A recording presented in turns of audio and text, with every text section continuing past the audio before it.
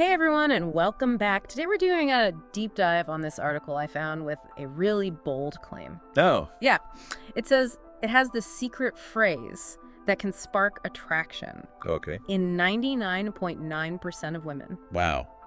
That's quite a claim. I know, right? Right. It's a pretty intriguing headline, but we're going to break it down and see if there's any truth to it. Yeah, for sure. Yeah. I mean, even if it is a bit clickbaity, there's probably something we can all learn about attraction from this. Exactly. What I found interesting is that the article doesn't just give you some cheesy pickup line, Right. It actually tries to explain psychology behind attraction. especially for women. Yeah. It suggests that women are attracted to more than just those big romantic gestures you see in movies. You know, like those grand sweeping gestures. Yeah, exactly. Like in the movies. Yeah, or even like what we hear about from our friends. Right, exactly. Those Oh. big showy things. So the article is saying those might not be the main driver of attraction. Well, that's what it claims. It says, while those things can be nice, they're not really what makes women feel attracted to someone. So then what is it? Well, the article says attraction for women is much more about how someone makes them feel emotionally. So it's not about showering someone with compliments or being super direct with your intentions. That seems to be the article's point. Interesting. So more like subtlety. Yeah, it actually advises against being too explicit or direct when you're trying to spark attraction. That's pretty counterintuitive. I feel like we're always told to be upfront and honest about our feelings. Right, but maybe this is about taking the pressure off and letting things unfold more naturally. I see what you mean. I wonder if that creates more intrigue and excitement. Yeah, that's a great point. The article definitely seems to emphasize subtlety and creating a sense of mystery instead of putting all your cards on the table. Okay, so less is more in this case. It seems that way. The article even gives examples of what it considers clumsy approaches. Like what? Like directly saying, "You're so sexy." Okay, yeah, I can see how that might be a bit too much too soon. Right. Versus more subtle and playful suggestions. Okay, I'm curious.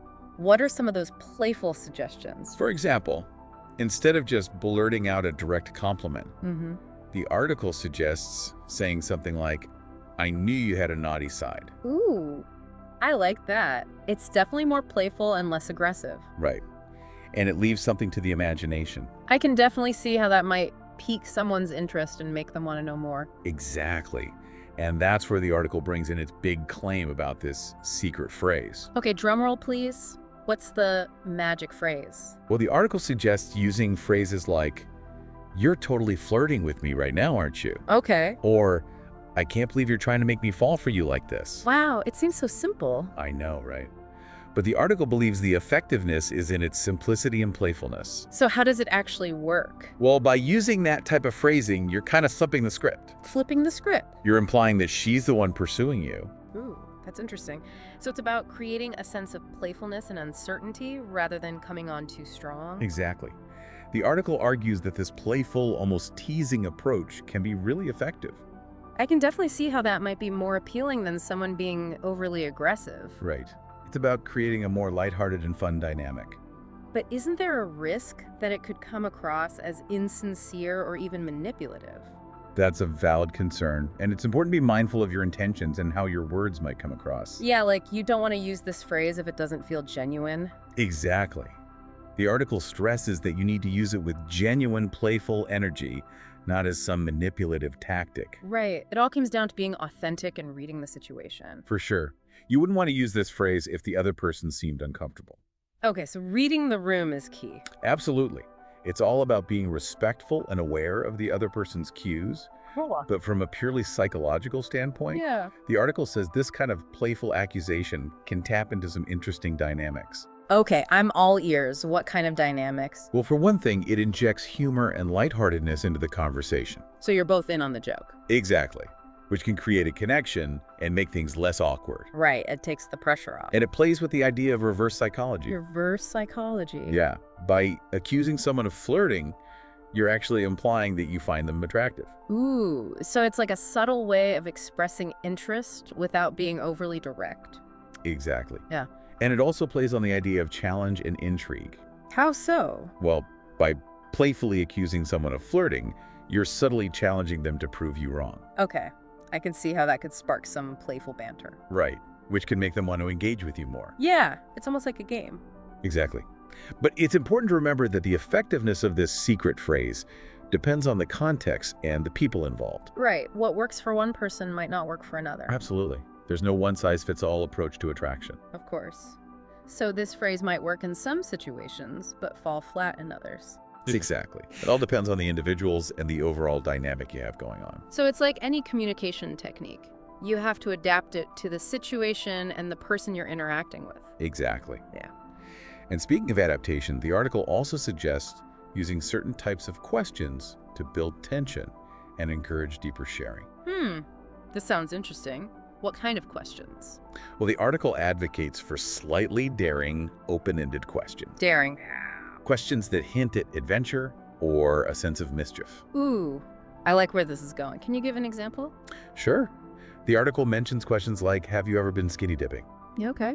Or, what's your take on public displays of affection? Wow, those are definitely questions that could lead to some interesting conversations. Right, and that's the point. Yeah. The article argues that these types of questions tap into our natural curiosity and create a sense of excitement. Yeah, they're not overtly sexual, but they definitely introduce a playful and intriguing element into the conversation. Exactly. And they encourage the other person to open up and share a bit more about themselves. It's all about creating an atmosphere of openness and vulnerability. Right, which is important for building deeper connections. But isn't there a fine line between being playfully daring and being inappropriate? Absolutely. You're right there. It's important to be mindful of the context and the other person's comfort level. You don't want to make someone feel uncomfortable or pressured. Yeah, that makes sense. It's a balancing act. Exactly. The key is to be playful and respectful and to pay attention to their cues. So if they seem hesitant or uncomfortable, Then it's best to back off and respect their boundaries. got it. So it's about finding that sweet spot between being intriguing and being respectful. Exactly. It all comes down to reading the room and being sensitive to the other person's feelings. Right. Which is something the article emphasizes as well. It cautions against being too forward or pushy and stresses respecting boundaries. Yeah, I can see how that would be important for building trust and making the other person feel comfortable. Absolutely. It's about creating a dynamic where both people feel safe and respected. I think that's a really important point. Yeah, and it ties back to the idea that attraction is not just about physical appearance. It's about building a genuine connection. Exactly. And that takes time and effort. It's not something you can force. Well said. I think this has been a really thought-provoking conversation so far. Me too. We've explored the article's claims about this secret phrase and dug into some interesting psychological concepts. About subtlety and playfulness. Exactly, and the importance of respect and reading the room. Yeah, it seems like the article is suggesting that attraction is a pretty complex process. Influenced by a lot of different factors. Social cues, emotional connection, and even the power of imagination. We've covered a lot of ground in this first part of our deep dive. Yeah, we have. This article keeps mentioning how desire, especially for women, often starts in the mind. Interesting. I'm curious to explore that idea further and see what other insights the article has to offer. Yeah, me too. Stay tuned for part 2 of this deep dive. We'll continue unpacking these ideas and go deeper into the psychology of attraction. We'll be right back. Welcome back, everyone. Before the break, we were talking about the articles suggesting using slightly daring, open-ended questions. Yes, to create intrigue and encourage someone to open up. Right, exactly. And I'm curious to hear more about why the article thinks those questions are so effective. What's the psychology behind that?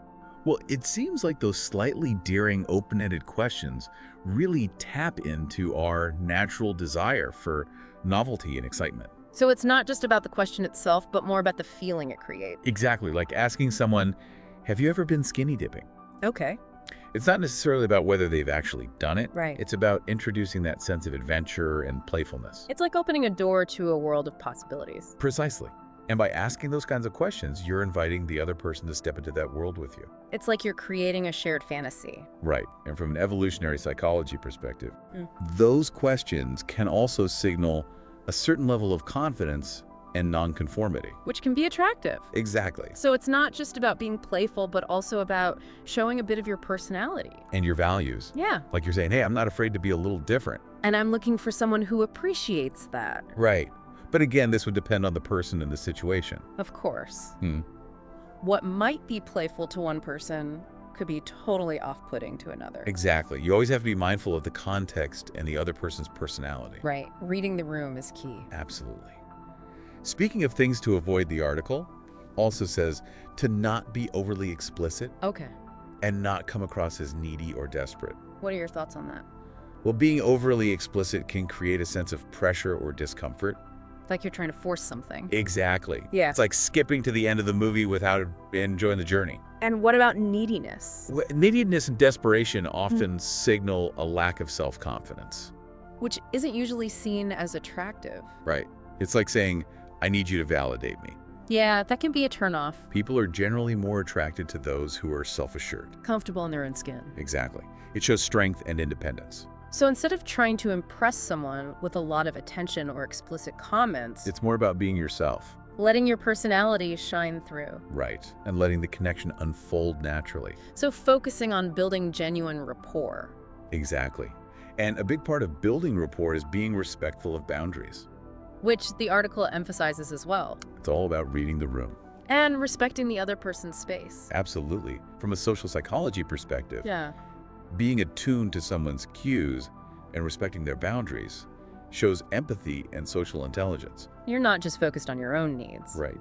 You're also considering the other person's feelings. It's about creating a safe and respectful space. Exactly. Where both people can feel comfortable being themselves. And that's crucial for building trust and intimacy. Absolutely. Which are essential for any meaningful connection. This deep dive has really highlighted how much those little nuances in social interaction really matter. It's not just what you say It's how you say it. and how you respond to the other person. Yeah, this article, even though it's a little clickbaity, I think it touches on some really important psychological principles. About attraction and connection? Absolutely. I'm really fascinated by how the article keeps coming back to the power of imagination. Especially for women. Yeah, can you talk about that a bit more? Sure. The article suggests that for women in particular, desire often starts in the mind. So it's not just about physical appearance. Right. It's also about the stories we tell ourselves, the fantasies we create, and the emotions we experience. So are you saying that by using subtlety, innuendo, and playful teasing, you're inviting the other person to co-create a fantasy with you? Exactly. You're sparking their imagination and giving them space to fill in the blanks. It's like writing the first few chapters of a novel. And letting them imagine how the story unfolds. That's such a great way to put it. And that shared imagination can be incredibly powerful.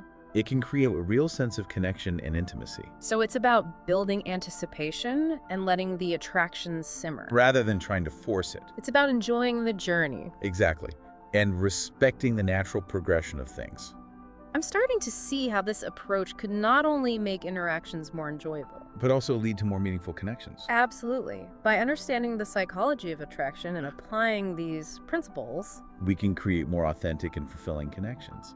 this has been so insightful. I'm already thinking about how I can incorporate these ideas into my own life. That's great to hear. It's always fascinating to explore these topics. But before we wrap up this deep dive, Yeah. I want to get your thoughts on something that goes beyond the article. Okay. We've talked about how societal expectations can influence our ideas about attraction. Right. But what would you say to someone who's struggling to navigate those expectations? Someone who feels pressure to conform to certain ideals? That's a great question Hmm. and a common struggle. I think the most important thing is to remember that attraction is personal. Meaning? What one person finds attractive might be completely different for someone else. Right, and that's okay. Exactly. There's no one-size-fits-all approach to finding love or connection.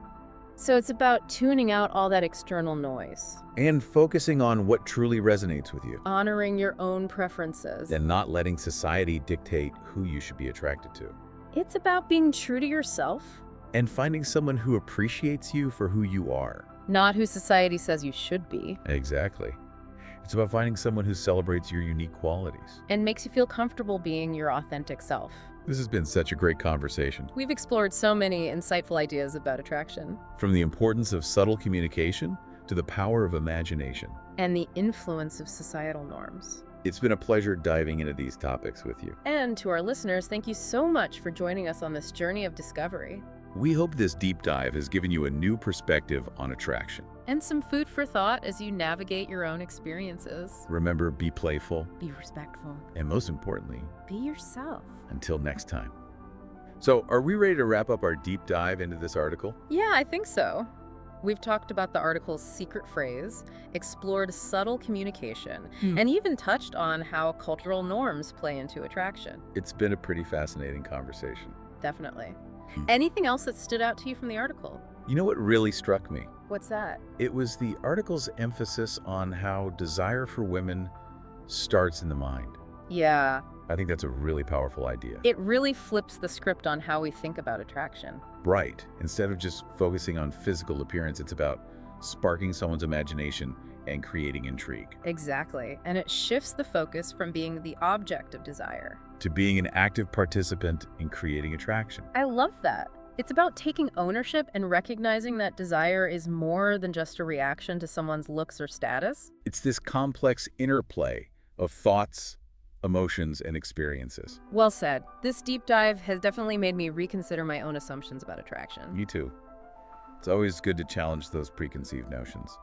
So as we wrap up, I want to leave our listeners with something to think about. Okay. We touched on how societal expectations can shape our views on attraction. Yeah. But what advice would you give someone who's struggling with those expectations? You know, someone who feels pressure to conform to certain ideals. That's a really important question. And probably something a lot of people can relate to. For sure. The most important thing to remember is that attraction is personal. In what way? What one person finds attractive might be totally different for someone else. And that's completely fine. There's no right or wrong answer when it comes to attraction. So it's about tuning out those external pressures. And focusing on what truly speaks to you. Honoring your own values and preferences. And not letting society dictate who you should be attracted to or how you should act. It's about being authentic to who you are. And finding someone who appreciates that. Someone who celebrates your unique qualities and makes you feel comfortable being yourself. Exactly. That's what truly matters. Well, this has been an amazing conversation. Yeah. I've covered so much ground. From the psychology of attraction to the power of imagination and the influence of societal norms. I feel like we've gained some valuable insights. It's been a pleasure exploring these ideas with you. And to all our listeners out there, thank you for joining us on this deep dive. We hope you've enjoyed it. And that you've learned something new about the fascinating world of attraction. Remember, be playful, be respectful. And, most importantly, be yourself. Until next time.